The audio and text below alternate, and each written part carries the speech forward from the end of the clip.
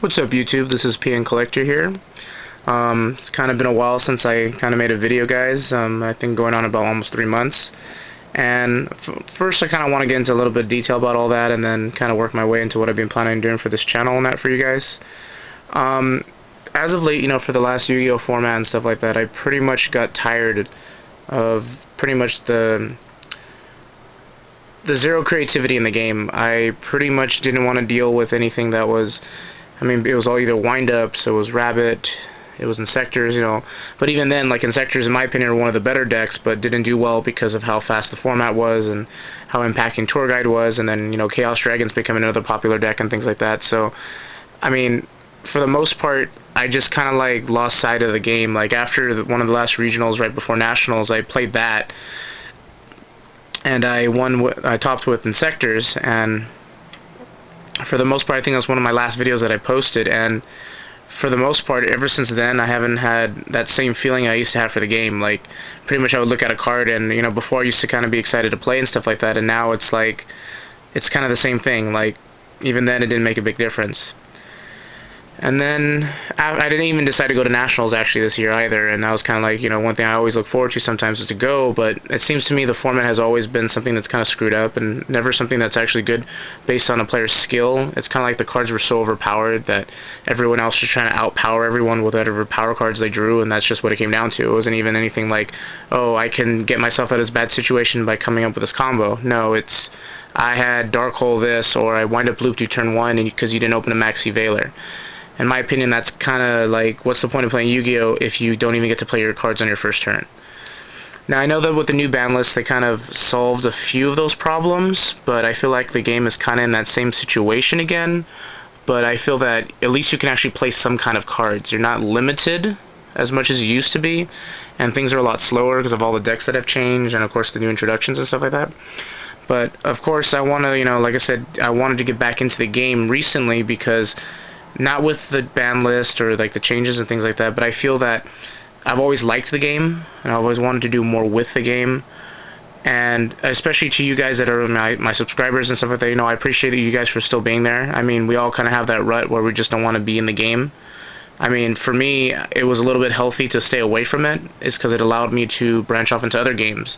Like, right now I'm playing Magic the Gathering, and I'm waiting for Return to Ravnica, for that way I can get into the game completely, because by playing Magic, I learned a lot of different, like, things and how costs were effective, and understanding, like, a game that was basically balanced.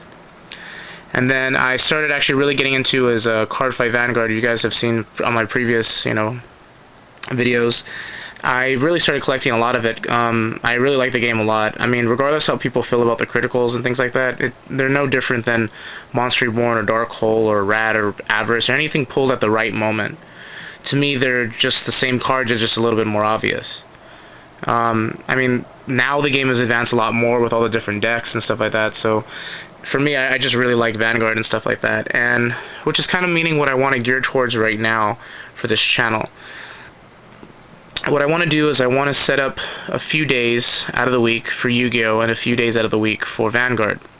Eventually I'll work into Magic, but I'll have to find a day for that, unfortunately, because it might end up being one of the Vanguard days. I'm not exactly sure.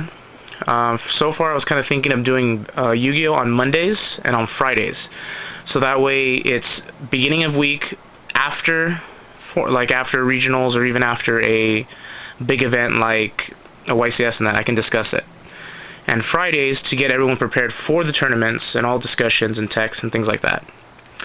And I know my videos will be a little bit lengthy, but I want to make sure that whatever videos I make are going to be quality and worthwhile information. It's not going to be, oh look, this new structure that come out. Oh look, this set's coming out. Oh look, this is coming out. That's all public information, guys. If anyone that has the internet knows how to do it, you'll find that information. What I want to do is I want to provide you guys with very adequate amount of information that will support you guys as players, make you more knowledgeable, and kind of realize that, if you guys want to be as unique and as creative with this game, you need to learn to read your cards. I can't stress that enough for anybody. Read your cards. That will determine pretty much what deck you even decide to play. That'll determine how it reacts in tournaments, and how people even react to your play style, so to speak. So right now, like I said, I want to kind of get pushing the days for Yu-Gi-Oh! For Mondays and Fridays, and then I was thinking of doing Tuesdays and Thursdays Vanguard.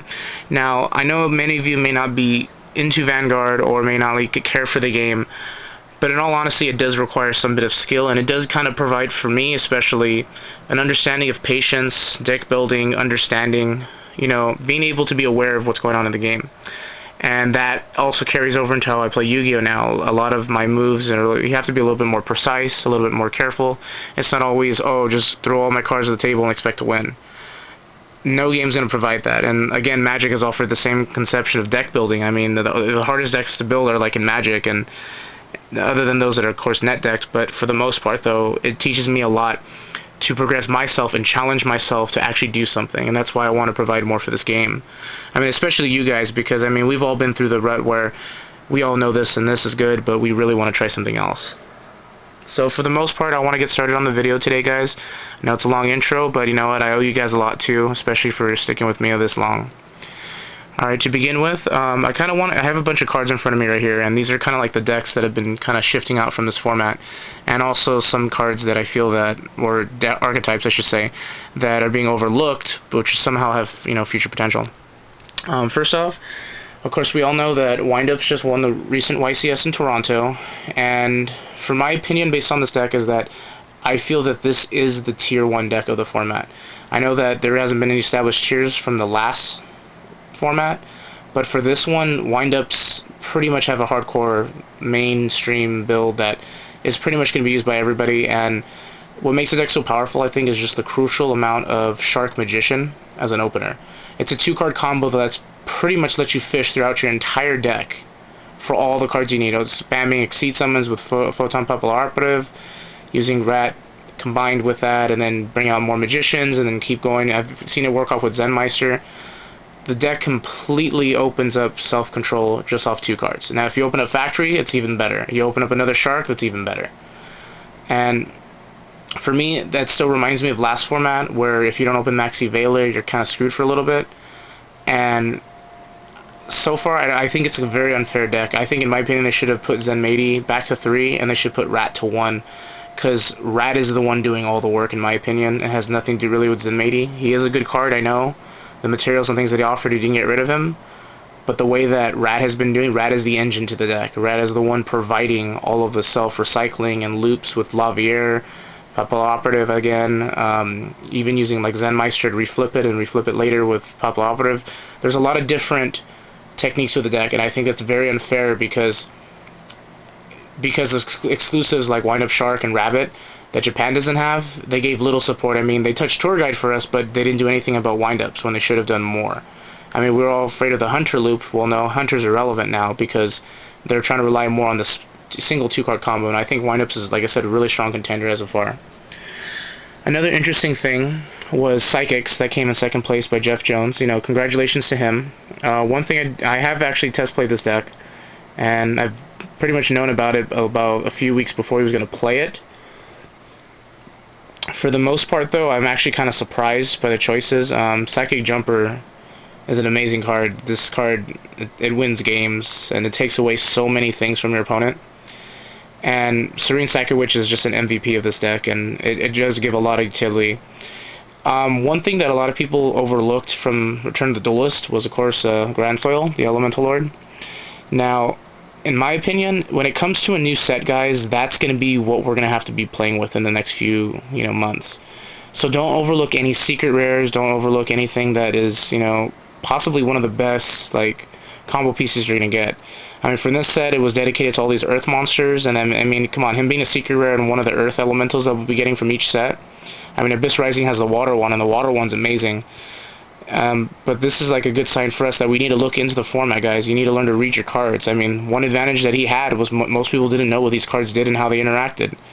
And now, for the most part that they know, I don't know how I feel about this being a competitive deck. I mean, it's strong. I did like it playing it. But I do feel that as more and more people know about it, you can't get away with what you used to as much anymore. Another thing is a Rescue Rabbit.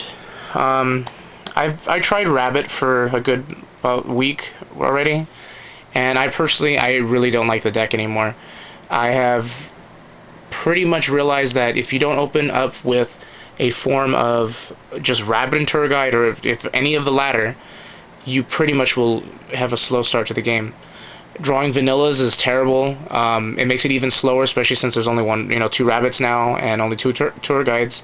So it's not as effective as pointy as it used to be. So I really feel that it's still a deck that is there, but it's not as best as it used to be. And I really feel that that's what's kind of hurting it right now. And eventually, other decks will take over its space. And of course, we do really need a lot of the new stuff from the dual terminal sets to make it actually even further playable.